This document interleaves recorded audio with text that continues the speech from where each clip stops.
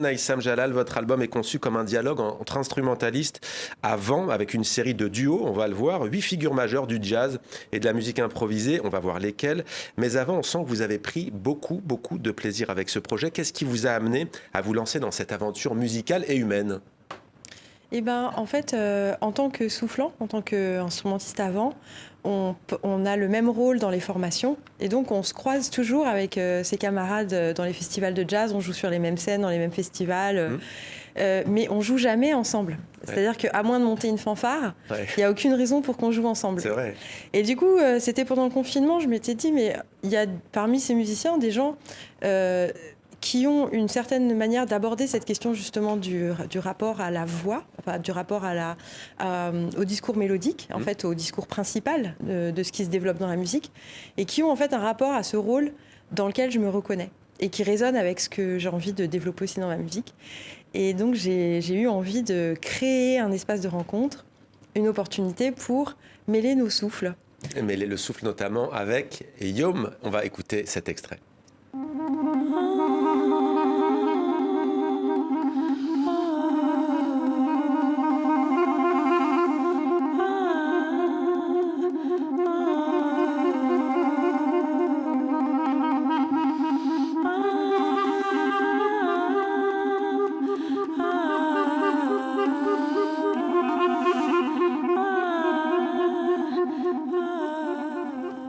Voilà, on reconnaît la touche Naïsam Jalal, mais avec autre chose. Un mot sur cette collaboration ? Yom, c'est quelqu'un que j'apprécie beaucoup. En fait, le Souffle 3, c'est le 3e que j'ai composé. Ouais. J'avais très envie de travailler avec lui depuis très longtemps et il n'y avait pas d'occasion. Et donc, en fait, ce qui est important de savoir dans cet album, c'est que j'ai composé toutes les pièces. Mais j'ai vraiment composé en imaginant la personne pour qui je composais. J'ai écrit pour son son, j'ai écrit pour sa personnalité, comme quand, par exemple, on va chercher un cadeau pour quelqu'un qu'on aime. Ouais. Et en fait, en pensant à cette personne, c'est cette personne qui nous inspire le cadeau.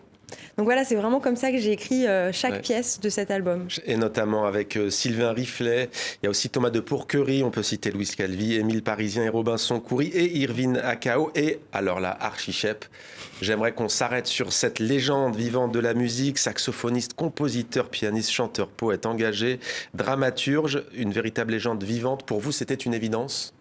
C'est le premier souffle que j'ai composé, ouais. C'est vraiment lui qui m'a donné envie de faire cet album.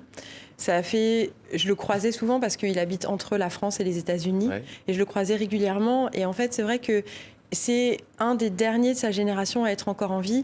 Et c'est une génération de musiciens qui a beaucoup compté, moi, dans mon parcours musical, dans l'inspiration que j'ai eue, dans là où j'ai eu envie d'aller. C'est-à-dire, qu'est-ce qui vous a apporté, par exemple, lui ? C'est-à-dire qu'en fait, lui, comme Pharoah Sanders, comme John Coltrane, en fait, c'est une génération de musiciens qui... parce qu'ils étaient afro-américains, parce qu'ils étaient déracinés et parce qu'ils avaient des luttes politiques à mener, ils se sont à la fois intéressés ailleurs, à leurs racines, mais parfois pas que à l'Afrique, mais aussi à l'Inde, au monde arabe, à plein de choses. Et ils ont inventé quelque chose qui s'appelait le free jazz. Et en fait, la musique, c'est ce jazz libre. Il était à la fois tourné vers l'autre, en tant que source intarissable d'inspiration, et en même temps tourné vers la liberté, vers la spiritualité. Et c'est quelque chose dans lequel moi, en tant que fille d'immigrés, qui est aussi, d'une façon différente, mais dû faire face à beaucoup de racisme dans ma vie, parce qu'on est dans un pays xénophobe en France, on va pas se mentir. Et du coup, je pense... tout le monde ne l'est pas. En France. Tout le monde ne l'est pas, mais il y a quand même, il y a quand même tout un héritage colonial qu'on n'a pas encore déconstruit. Dont on va parler notamment tout à l'heure avec Inès. Et je pense qu'aux États-Unis, il y a ça aussi qui n'a pas du tout été déconstruit, même s'il y a eu des avancées et tout, mais il y a encore beaucoup de racisme. Et je pense qu'en tant que fille d'immigrés, j'ai aussi été chercher dans l'ailleurs une source d'inspiration. Et vous êtes reconnue dans ces grands musiciens, ouais.